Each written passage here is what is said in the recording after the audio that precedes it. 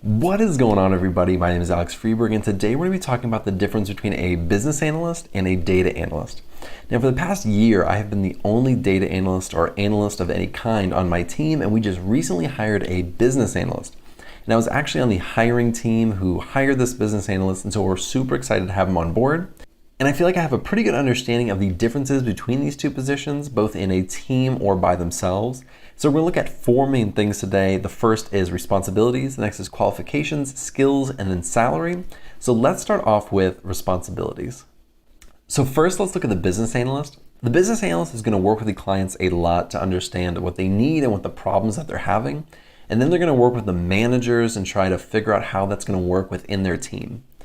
The next thing that they do is use current data to outline the problem. So they're going to have to go in and actually look at the data and then understand what that client is wanting so that they can describe to the team what they are trying to solve and what they're looking for.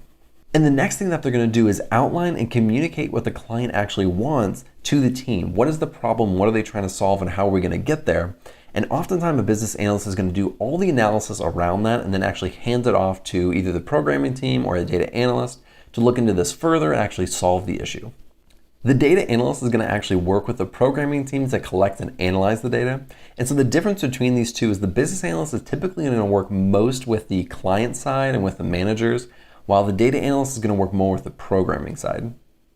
Next, they're going to use pre-existing data to actually solve the problem. And so the business analyst is going to bring the problem and define the problem and bring that to the programming team. And then the data analyst, along with the programmers or the developers, are going to actually solve the problem and figure out a solution.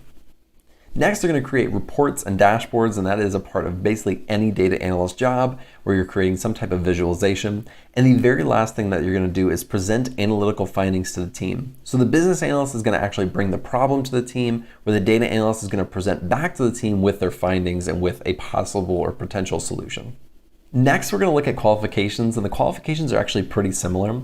For the business analyst, you're going to need a bachelor's degree, and typically it's going to be something in business administration, finance, economics, something business related. Sometimes you might need a master's degree, and for the most part, what you see in business analysts is they often have MBAs. Data analysts typically don't have MBAs, but let's look at that one next. So for a data analyst, you also would need a bachelor's degree, and that's typically in something like computer science, statistics, mathematics, economics, or finance. And as you can see, there is a lot of overlap between the business analyst and the data analyst. And you also may need a master's for some positions, and typically isn't an MBA like a business analyst. Sometimes they're looking for things like statistics or mathematics or an actual analytics master's degree. And so those are some of the qualifications between these two positions.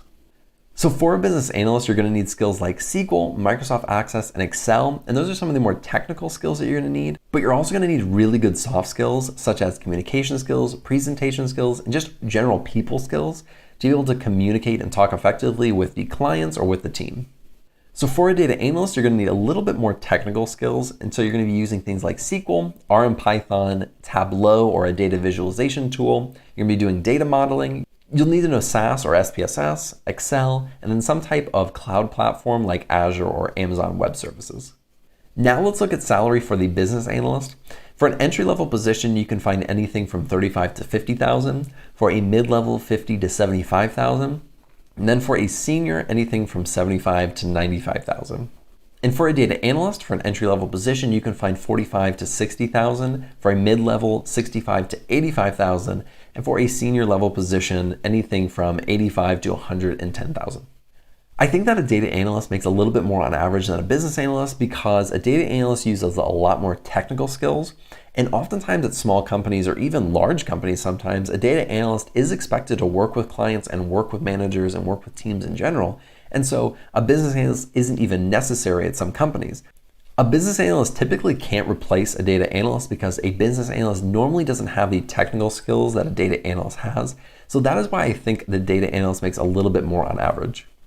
So that is all I have on the difference between a business analyst and a data analyst. Thank you so much for watching. I really appreciate it. If you like this video, be sure to like and subscribe below, and I'll see you in the next video.